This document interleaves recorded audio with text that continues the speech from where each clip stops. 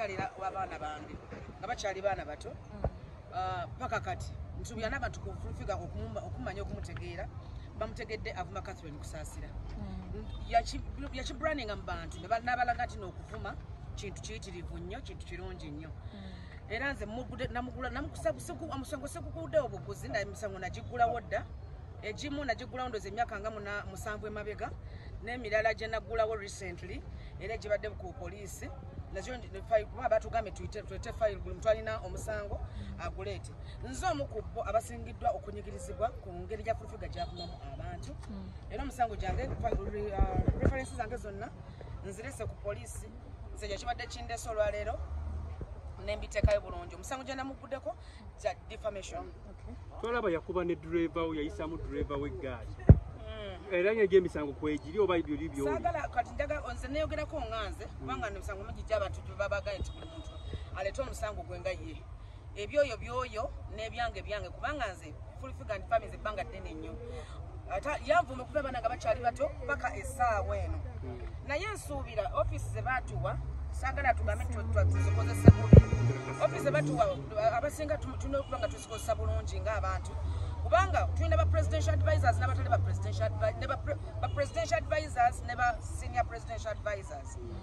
naye ate waliwo ba advisors bintu ebyo byanjawulo nti abakola ne bakolerawo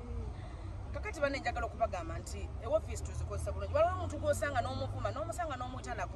nze ebiseera ebisinga kusaasira zimba n'abasirikale bange naye siri waggulu w'amateeka naye nange amateeka nga twalira mu ngalo nze nekubira omulanga kubanga tubadde nga tuwabira full figure naye nga poliisi tekola ki tefaayo fe tubadde tumanyi nti ye ali above the law naye nsuubira buli muntu ali above the law kati ensonga ki ze ku poliisi ebyannamere mbisanze busanzi naye ze nze nyina omusango gwange kijja kunnyambako kubanga mbadde manyi njamusanga mbadde munoonyeza ebbanga nga sikola ki nga simulaba kyokujja ku CPS ndabe nga nekubira omulanga baba batuyise nti bwantu alina emisango kuli ku Jennifer Fulifiga gikole ki naye nze abunansi yonna ekimanyi Fulifiga nvodde anvumye nayigiza n'abantu bonna ba tiktokers okuvuma balabidde ku ye kitegeeza balaga nti kirungi kati nsaba nange bwenkanya okuba nti nange bandowooza ku Fulifiga ku bintu byankoze Fulifiga presidential advisor avuma abantu njagala kutangaza ekintu kino Fulifiga si presidential advisor she is not a presidential advisor nabagamba Fulifiga yerimbika Fulifiga si presidential advisor mobilizer era njagala nkibaka babulire mu kitwale bulungi nnyo kubanga mu office yaffe eya presidency bagamba mbakulire bonna mbambire nga nze mukama waabo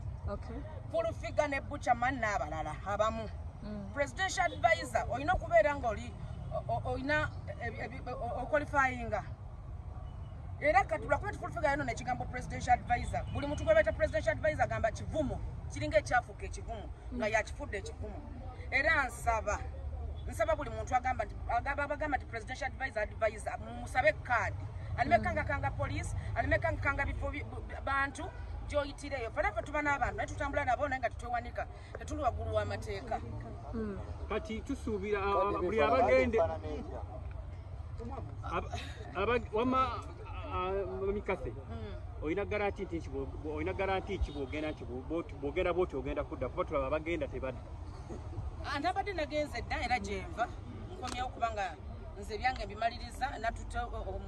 referensi zange zemansabye kuba zinamuguddeko omusango nga ye ate nammere naye ali ku bibye nga ye era nze tekindese wano kuteekayo emisango gyange Fulifiga nvumidde ebbanga era munoonya mwetaaga poliisi nzize nnyambeko nange munoonya naye luli emabega twalaba nga mwali konsayinga naye mwesonyiwa emabega nze Fulifiga sina gwe nali musonyiddeko kubanga nvumidde ebbanga ddene omusango sigigalangawo yes gwemumulabira nze mwagala ku poliisi kubanga ebintu ebyange mbimalira mu mateeka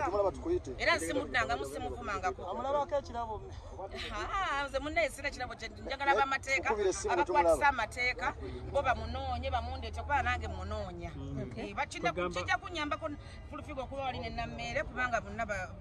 baleka balina ku nsonga kati tumusanga tukubire go tugire poliisi mwina kubira poliisi okubanga emisango gyange giri ku poliisi okubanga yavaayo nakubwa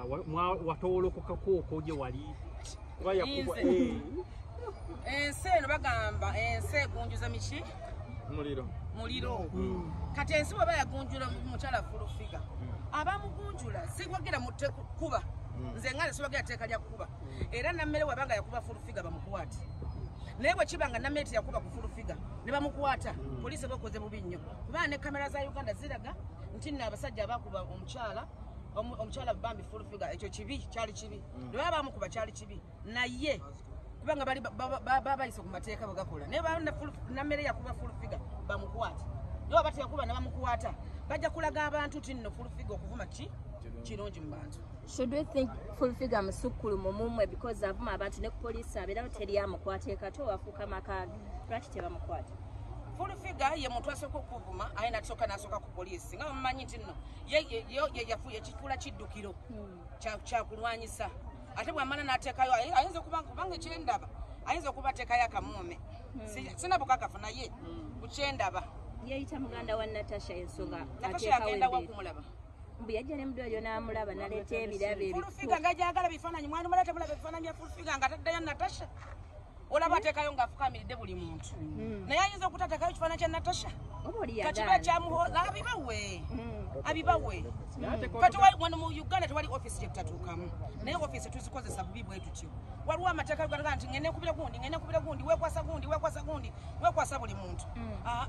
waliwo ensonga zetutayinza kuyingiza mu bantu nti buli kasonga okubire kuba mu Uganda tewali office gye sisabola kuyingiramu ng'omuntu otugambye Fulufiga si presidential advisor abantu bamenyere ba president advisor oli omu wekka oba ne tuli bangi naye waliwo ababayita ba presidential tugamba abali mu ndongo abayimbi abali mu sector entertainment kati wa presidential advisor njagala bakakasa bukola nnyo ng'oli mu maaso ga president naye bwe tubeere n'ebbali ewaffe tuli basunyi ba ndongo kuba tebukola omukulembeze ogenda mu advising addi kujayo nga muli mu maaso ge ate obwa advisor njagala mbakakasa obwa advisor olina okuba nga okwalifying ng'osomye si bano abantu tebabenagamba nti nze advisor nedda Fulufiga teyasoma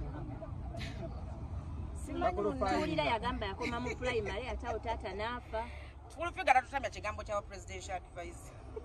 takitutamya mobilizer yatulage bulazi kaadi bwajja okusangira mumusabe kaadi n'omusango gweta kyatali ayinza okuba munna sofa emisango gyendabye giri emisango mmanyiza Fulufiga ne bwalanvuma kubanga anvumye ebbanga ddene talina kipa kyatagenda kunvuma buli kimu akinvumye emisango gye tusanzeeyo emisango giri 14